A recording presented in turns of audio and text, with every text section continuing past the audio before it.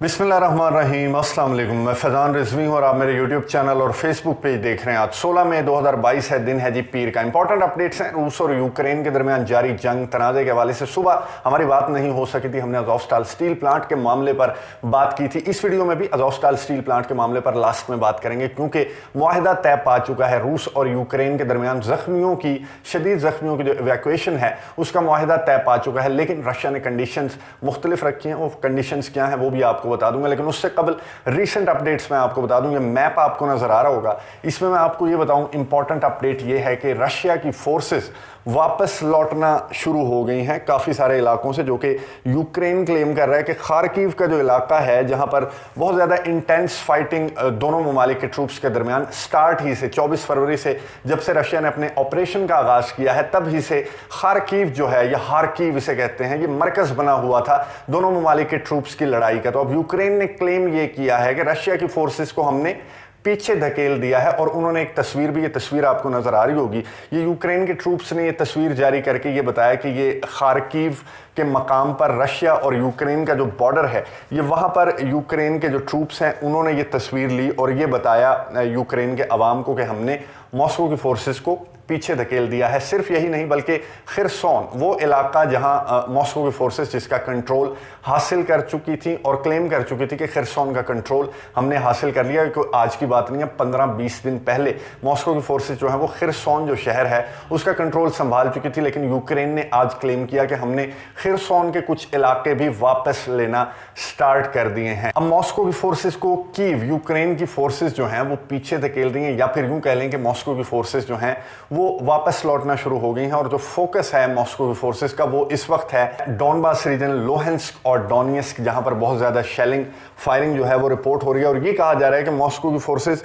चारों तरफ से घेरने के चक्कर में है डॉनबास रीजन को, और डॉनबास का कंट्रोल जो है वो आने वाले चंद घंटों और चंद दिनों में मॉस्को हासिल करना चाहता है। लेकिन पहले कीव के अतराफ से मॉस्को की फोर्सेस का लौटना और फिर खार्किव के अतराफ से खिरसोन के इलाके में मॉस्को की फोर्सेस का वापस लौटना, या फिर यूं कह लें कि यूक्रेन की फोर्सेस का मॉस्को की फोर्सेस को धकेलना एक बहुत बड़ा सवालिया निशान है मॉस्को के ऑपरेशन के दूसरे मरहले के ऊपर, जिसको नेटो के चीफ ने स्टोल्टनबर्ग ने यह कहा कि कीव, यूक्रेन की जीत हो सकती है अगर मॉस्को का यही हाल रहा अपने ऑपरेशन के फेजेस को लेकर। ये बात उन्होंने कब की? ये बात उन्होंने उस मौके पर की जब दो ममालिक ने, फिनलैंड ने गुज़िश्ता रोज ऑफिशियली अनाउंस किया, रशिया की मुतअद्दिद वार्निंग्स के बावजूद जो है फिनलैंड ने अनाउंस किया कि वो नेटो को ज्वाइन करने जा रहे हैं। और आज स्वीडन की जानिब से अनाउंस किया गया और एक्सपेक्ट किया जा रहा था कि स्वीडन जो है वो फिनलैंड की देखा देखी पीछे आएगा। तो स्वीडन की जानिब से आज ऑफिशियली अनाउंस कर दिया गया कि स्वीडन भी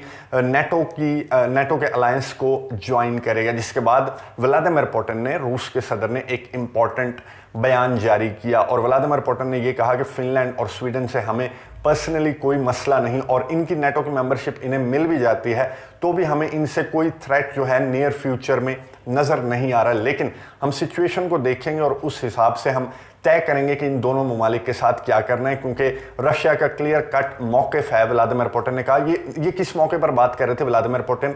CSTO का इजलास हुआ, बहुत इंपॉर्टेंट इजलास था। CSTO मैं आपको बता दूं, ये कलेक्टिव सिक्योरिटी ट्रीटी ऑर्गेनाइजेशन है। इस ट्रीटी ऑर्गेनाइजेशन को बनाया गया था सोवियत यूनियन टूटने के बाद। ये नेटो की तरह एक मिलिट्री अलायंस है जिसके अंदर 6 ममालिक हैं, रशिया, बेलारूस, आर्मीनिया के अलावा 3 जो सेंट्रल एशियन स्टेट्स हैं वो इसका हिस्सा हैं। इनका इजलास हुआ और इसमें बेलारूस ने मशवरा दिया CSTO मेंबर्स को कि आप भी अब रशिया के साथ ज़रा टफ स्टांस लें, जिस तरह western countries, NATO countries, European countries जो है वो एक प्लेटफॉर्म पर नज़र आ रहे हैं, इसी तरह हमें भी एक प्लेटफॉर्म पर होना चाहिए, क्योंकि जो नेटो है, वेस्टर्न पॉलिसीज़ हैं, ये अल्टीमेटली रशिया के साथ साथ जो हमारा पूरा रीजन है, यूरेशियन कंट्रीज़ हैं, उनको भी अल्टीमेटली ये वेस्टर्न पॉलिसीज़ जो हैं, नेटो की जो पॉलिसीज़ हैं वो मुतासिर करेंगी। ये बेलारूस के सरबराह ने CSTO इजलास को ब्रीफिंग देते हुए बताया। इस मौके पर व्लादिमीर पुतिन ने खिताब करते हुए ये कहा, गुफ्तगू करते हुए ये कहा कि फिनलैंड और स्वीडन जिन्होंने नेटो को ज्वाइन करने का ऑफिशियली अनाउंस कर दिया है हमारी वार्निंग्स के बावजूद, उन्हें हम बता दें कि हम कोई थ्रेट नहीं है फिनलैंड और स्वीडन के लिए, और फिनलैंड और स्वीडन हमारे लिए कोई थ्रेट नहीं होगा नियर फ्यूचर फ्यूचर में नेटो को ज्वाइन करने के बाद भी। लेकिन हम देखेंगे अगर हमें कोई खतरा महसूस हुआ फिनलैंड और स्वीडन से, तो हम अस्करी कुव्वत के साथ फिनलैंड और स्वीडन को जवाब देंगे। और यूरोप की सिक्योरिटी को व्लादिमीर पुतिन ने कहा कि इस फैसले के बाद, इन दो ममालिक के इस फैसले के बाद यूरोप की सिक्योरिटी जो है उसको मजीद खतरा लाहक हो चुका है। व्लादिमीर पुतिन की इस स्टेटमेंट के बाद जो न्यू मेंबर्स हैं जिन्होंने अप्लाई किया है नेटो की मेंबरशिप के लिए, फिनलैंड और स्वीडन, उनको टेंशन बढ़ गई है। एक तो उनकी बिजली बंद हो रही है, उनका तेल बंद हो रहा है, उसके बाद इस तरह की बातें व्लादिमीर पुतिन की जानिब से, मॉस्को के ऑफिशियल्स की जानिब से की जा रही हैं। तो उन्होंने नेटो मेंबर्स को ये कहा है कि जब तक हम हमारे अप्लाई करने से लेकर जब तक आप हमें मेंबरशिप नहीं देते, मोस्ट प्रोबेबली अगस्त से पहले तक इन दोनों ममालिक को मेंबरशिप मिल जाएगी। और ये बहुत फास्ट प्रोसेस है, वरना इसमें सालों भी लग जाते हैं नेटो की मेंबरशिप मिलने में। लेकिन स्टोल्टनबर्ग ने, नेटो के चीफ ने, अमेरिका के सदर जो बाइडेन ने ये कहा कि इन दोनों कंट्रीज को इमरजेंसी बुनियादों पर मेंबरशिप देनी है, क्योंकि रशिया से इन दोनों ममालिक को बहुत ज्यादा खतरा है। तो इन दोनों ममालिक ने नेटो मेंबर्स से ये कहा कि तब तक, जब तक हमें मेंबरशिप नहीं मिलती ऑफिशियली, तब तक आप हमारी सिक्योरिटी की जिम्मेदारी लें। यूके, बोरिस जॉनसन जिम्मेदारी ले चुके हैं। बाकी जो दीगर स्टेट्स हैं, जो नेटो कंट्रीज हैं, उन्होंने भी इन्हें ये कहा कि आपने टेंशन नहीं लेनी। इस दौरान भी अगर रशिया आप पर हमला करेगा या आपके साथ छेड़छाड़ करने की कोशिश करेगा, तो फिर नेटो का जो अलायंस है वो आपके दिफा के लिए हमा वक्त तैयार है। और आपको जब तक मेंबरशिप नहीं मिलती तो नेटो कंट्रीज जो हैं वो रशिया को प्रेशराइज करते रहेंगे। और इस सिलसिले को आगे बढ़ाते हुए जो 6th सैंक्शंस का पैकेज रशिया के लिए अनाउंस करना था, उसके लिए यूरोपियन कंट्रीज की एक मीटिंग हुई। लेकिन उस मीटिंग के अंदर जो 6th पैकेज है सैंक्शंस का, उस पर इत्तेफाक नहीं हो सका। उसमें एक इंपॉर्टेंट फैसला करना था यूरोपियन कंट्रीज ने, और वो फैसला था कि रशिया के तेल पर पाबंदी आयद करनी है यूरोपियन कंट्रीज ने, जिस पर एक मुल्क अड़ गया और वो मुल्क था हंगरी। हंगरी ने ये कहा कि जब तक हमें कोई ऑल्टरनेट सोर्स नहीं बताया जाता या हमें कोई कंफर्मेशन नहीं दी जाती यूरोपियन कंट्रीज की जानिब से, तब तक हम इतना बड़ा फैसला जो है वो नहीं कर सकते कि हम रशिया के ऑयल और एनर्जी जिस पर हम डिपेंड करते हैं उस पर हम पाबंदी आयद करके फिर हम स्टोन एज में चले जाएं। तो हमें पहले श्योरिटी दी जाए, हमें कोई रास्ता दिखाया जाए, कोई ऑल्टरनेट बताया जाए। उसके बाद हंगरी ने कहा, बहुत मिन्नतें की, बहुत ज़्यादा खबरों में, सुर्खियों में, आज की जो इंटरनेशनल मीडिया है उसकी सुर्खियों में हंगरी रहा, जिसको मनाने की कोशिश करते रहे यूरोपियन कंट्रीज। लेकिन हंगरी का जो स्टांस है वो बिल्कुल दुरुस्त है, क्योंकि यूरोपियन कंट्रीज जो हैं, जिस तरह से वो अमेरिका की शय देने पर, जिस तरह से वो इमरजेंसी फैसले सुनाते जा रहे हैं, रशिया की एनर्जी पर आप डिपेंड करते हैं। और ये बात जो है इसका कोई ऑल्टरनेट आपके पास नहीं है। अगर आप इजराइल को देख रहे हैं, अगर आप अजरबैजान को देख रहे हैं, तो उनके पास इतनी कैपेबिलिटी नहीं है, इतनी एनर्जी नहीं है कि वो पूरे यूरोपियन कंट्रीज की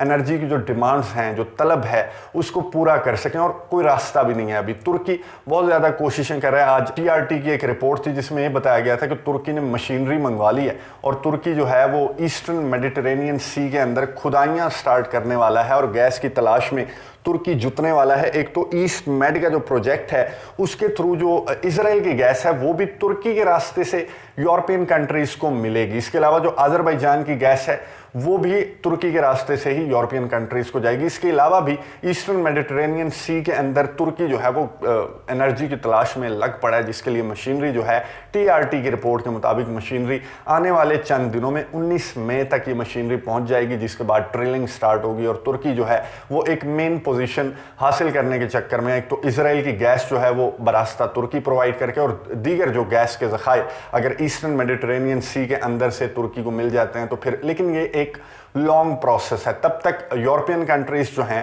वो कहां से, क्या ऑल्टरनेट है उनके पास। अमेरिका के सदर जो बाइडेन ने उन्हें हल्लाशेरी तो दे दी, लेकिन कोई ऑल्टरनेट तलाश करने में वो भी मुकम्मल तौर पर नाकाम है। और रशिया जैसा जायंट ही है जो इन यूरोपियन कंट्रीज की एनर्जी की डिमांड को पूरा कर सकता है। तो हंगरी ने कहा कि बिल्कुल नहीं, हम बिल्कुल भी एनर्जी, वो जो ऑयल है उस पर हम पाबंदी नहीं लगा सकते जब तक कि हमें कोई ऑल्टरनेट ना बताया जाए। तब अज़ोस्टाल स्टील प्लांट का मैं आपको बता दूं, मैंने आपको सुबह वाली वीडियो में बताया था कि रशिया की जानिब से इनकार किया गया है, क्योंकि यूक्रेन की जानिब से डिमांड की जा रही थी कि 38 जो शदीद जख्मी फौजी अज़ोस्टाल स्टील प्लांट के अंदर हैं उन्हें सी ऑफ अज़ोफ से तुर्की की शिप्स जो हैं वो मुंतकिल करें इस्तांबुल और तुर्की में उनका इलाज हो। तो रशिया ने उस पर इनकार कर दिया था, लेकिन अब रशिया की जानिब से इत्तफाक किया गया है और रशिया ने एग्रीमेंट शो किया है। रशिया ने कहा है कि हम आपके जो शदीद जख्मी जो फौजी हैं उन्हें हम इवैक्यूएट करते हैं, लेकिन उन्हें इलाज मुआवजा जो फराहम किया जाएगा वो 40 किलोमीटर दूर है। मरियोपोल से डॉनबास का इलाका है,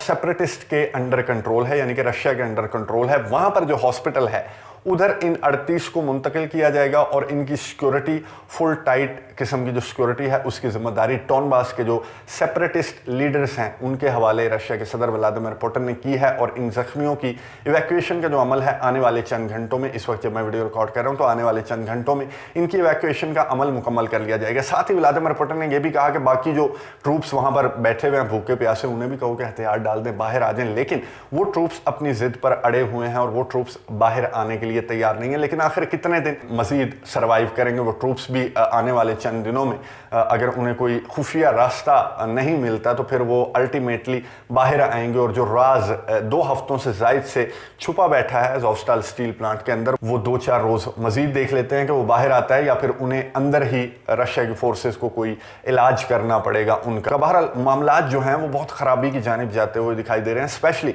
फिनलैंड और स्वीडन के फैसलों और व्लादिमीर पुतिन के स्टेटमेंट के बाद जो हालात हैं वो खराबी की जानिब जाते हुए दिखाई दे रहे हैं। अब ये डिपेंड करता है रशिया पर कि वो किस तरह से रद्द अमल का इजहार करेगा, क्योंकि रशिया को नेटो की एक्सपेंशन पर बहुत ज़्यादा एतराज़ात हैं। तो इन एतराज़ात पर किस तरह का रद्द अमल रशिया की जानिब से सामने आएगा? क्या यूरोपियन कंट्रीज़, नेटो ममालिक रशिया पर जो 6th पैकेज है सैंक्शंस का उस पर इत्तफाक कर पाएंगे? नज़र रखेंगे, आपको अपडेट्स देता रहूँगा। अगली वीडियो तक के लिए इजाज़त दीजिए।